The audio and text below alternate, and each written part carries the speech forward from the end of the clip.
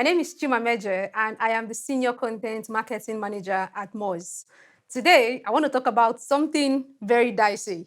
Should we optimize for Google's AI mode? Now, I know some of you are not going to like what I'm going to say, but think about it this way. I want us to start expanding our thinking about how we see optimization. Because optimization, quote unquote, is how we got here in the first place. We would write 10,000 identical articles just so that we would show up on SERPs. And that led to poor user experience that necessitated AI overviews and now AI mode. Instead of thinking about it as optimizations or hacks, we need to start thinking about it as best practices.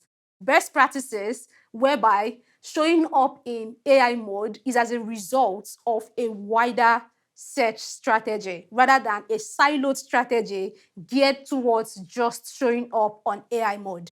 So I want to talk about some of the things that I've been saying that I do not agree with. The first one being unnatural summarization. To me, this is a zero-sum game. You are writing your content to be summarized for LLMs and AI mod so that they can pick up your content to surface in their generative answers. The way that I see it, LLMs and including Google's AI mode is only going to get more aggressive about keeping users in their ecosystem. It is never going to be enough traffic to justify making it your primary source of organic traffic. So why are you investing time and efforts to reward a system that is never going to send you enough traffic?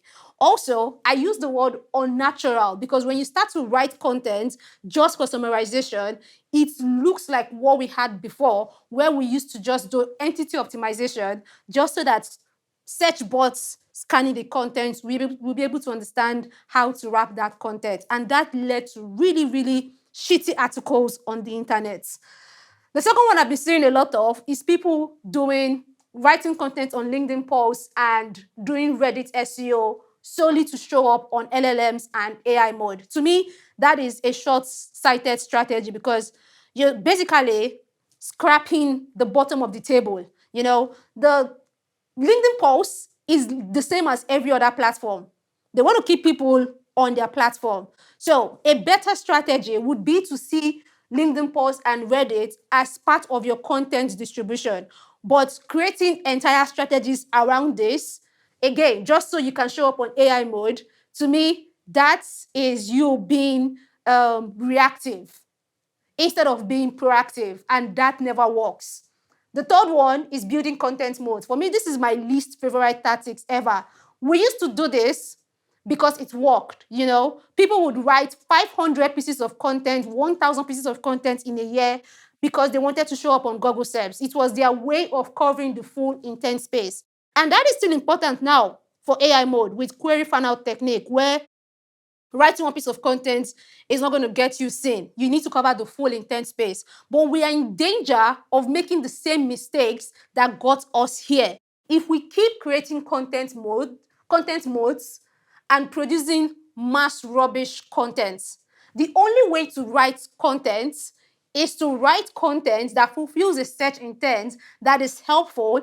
And I'm going to share more of what content should look like on this side. But really, no more content modes, no more 50 articles a month, no more writing hundreds of pieces of content because you want to cover the full intent space. This is the problem that got us here. Let us not make the same mistake again, please. Now, I am going to come over here and talk about best practices that we should be doing. And I use the word best practices because AI mode should be a result of all the other great things you've been doing in your SEO strategy. It shouldn't be the entirety of your strategy. The first one is to publish like a journalist, not an SEO to build affinity. And I think this is going to be something that is very hard for us to do because for a long time, we've been writing content like SEOs that wanted to show up on SERPs. So what do I mean when I say publish like a journalist? Think of newsrooms like CNN, New Yorker, and the rest of them. Think about how you formed habits of going to this website every day to read content as part of your routine. That bypasses SERPs. For me personally, I start my day with reading Yahoo News. And I never ever go to Google to look for any content from Yahoo. I go to Yahoo as the source. That is what we need to start doing. We need to start writing content that comes from an original idea that we had and that is written to attract affinity. Affinity being that people start to seek you out directly instead of going through steps to look for information. Affinity and writing like a journalist really doesn't have anything to do with keywords and more to do with how you respond to the questions and the trends that you are seeing out there right now. And then you share your opinion as a thought leader on what people should be doing. Again, best practices, not hacks. The second one is to invest in digital PR to support off-page SEO and brand building efforts.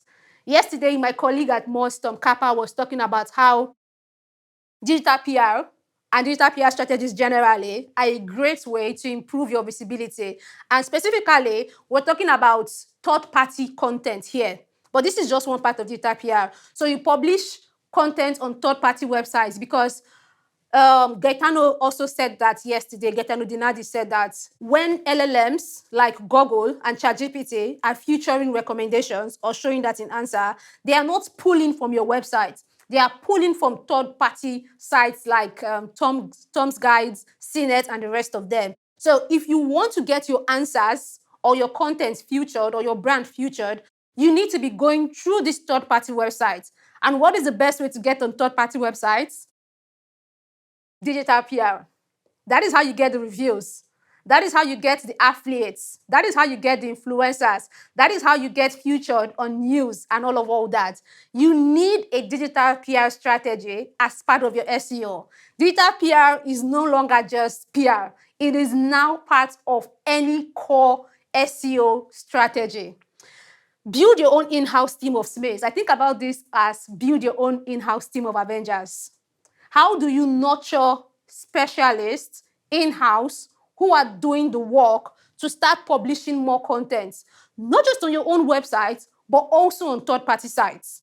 So as SEO, these third-party sites will be places like HubSpot, Search Engine Journal, Search Engine Land, any of the publications, or even tool companies like Moz Blog. I know we accept guest posts, would be good places to start publishing content. You need to get your authors out there because their affiliation with your brand is going to support your brand authority. And as your brand authority improves, it also rubs off on your internal SMEs. So your brand can't stand alone anymore. You know, there is that entity recognition between who are the people writing this content. Do the LLMs and Google's AI see them as thought leaders? There has to be an entity recognition for the terms that you are trying to rank for the solutions that you offer. And that also correlates with the authors who are publishing content around these issues. Now, publish more original content that people share on sites. For me, this ties into this. And this is the most important thing that you need to start doing now. So what does this look like?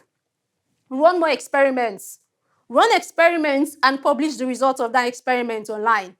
When Google releases a new patent, or is it called patent? I don't really know. Analyze that patent and publish that work online. John User analyzed the Google search rates. I don't even know what it's called, but I know it's the patent behind Google's AI mode. He analyzed it, published that content on the Moz blog, and it is doing wonderfully well. Mike King is another person I think of for this. The content that he published around the API links, I checked it on Moz backlink checker, and it has gotten over 2.3K backlinks. You need to be the first source of information. You need to be the one who is going to market with that information, not the third, not the fifth, not the 50th. In the words of John Iwuzo, it is difficult to compete when people are using source number one as their reference when they are trying to support their arguments, because they're not going to quote you in that.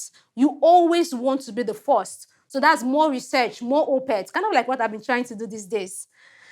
I'll bring this home and say this.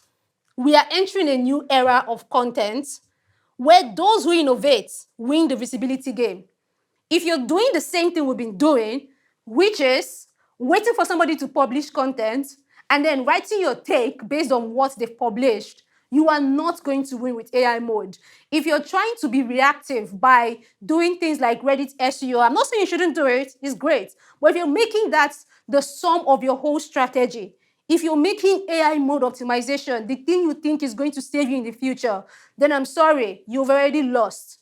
You need to start innovating and publishing content that brings people to you rather than waiting for the traffic to come to you, because friends, those days are long gone. Bye.